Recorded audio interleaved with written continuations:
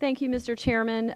Dr. Hoadley, I want to go back to some of your testimony and exchange you had with one of my colleagues from across the aisle on the differences between Medicare Part D and the Affordable Care Act.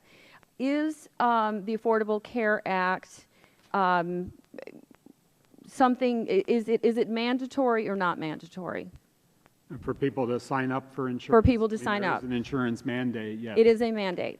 Is Medicare Part D a mandate? It does not have a mandate. It instead has a late enrollment penalty that creates the incentive for people to sign up. Okay, but it is not a mandate. It is a a personal choice that every individual, every senior on Medicare can take, correct?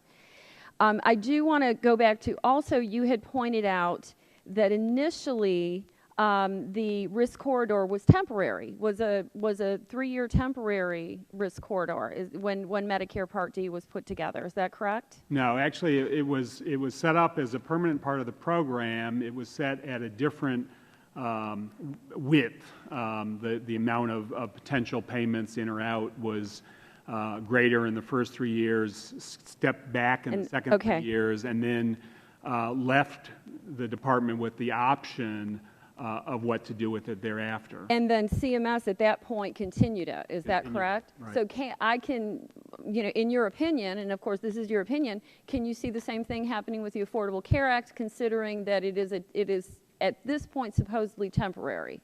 So in the Affordable Care Act, it is very specific in the law that it's good for just the 3 years. So there's no option. But CMS could make that change if they so chose. No, they could not. Okay, well, I want to point something out to you along that line. Today, House Oversight and Government Reforms Committee Chairman Darrell Issa released a report, Obamacare taxpayer bailout of health insurers and the White House involvement to increase bailout size.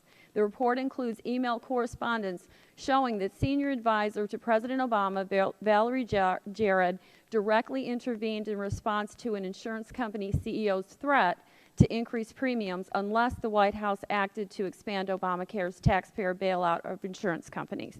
Mr. Chairman, to this, I would like to add this exchange, this email, and this report from Oversight and Investigation to our report today. Mr. Chairman, I haven't seen this report, so I would reserve. Well, there again, I would like to submit it if possible, and sure you certainly can for your review. But I would like to reserve, the opportunity to object to it. I'd have to see it.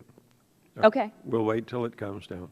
Great. Okay. Wonderful. Well, to that, I guess my point is that this is all subject to change based on how the program is going. And to that, Mr. Hazelmeyer, I have a question for you. As far as the risk corridor goes, do you see this as, I know you had mentioned some of the risks because of, backdoor deals. We're trying to keep this budget neutral, as happened with Medicare Part D in a program that worked very well. Do you see this as just an effort politically to keep premium costs down in order to move forward on this? Could this be this risk corridor?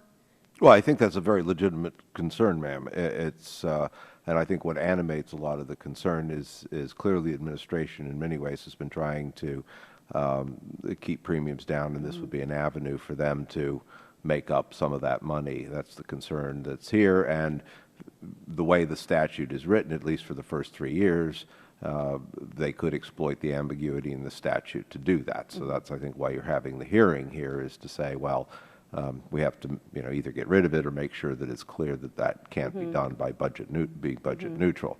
And clearly, that potential is there, though. We don't know yet until we see the results for the first year of actual premium. And to that point, we have Medicare Part D, and we can look back on Medicare Part D, and we can watch the way that it played out. We're still, waiting to see how the We're in mid-process, that's right. Lastly, Mr. Voiger, in the 25 seconds that I have, I guess just a yes or no answer.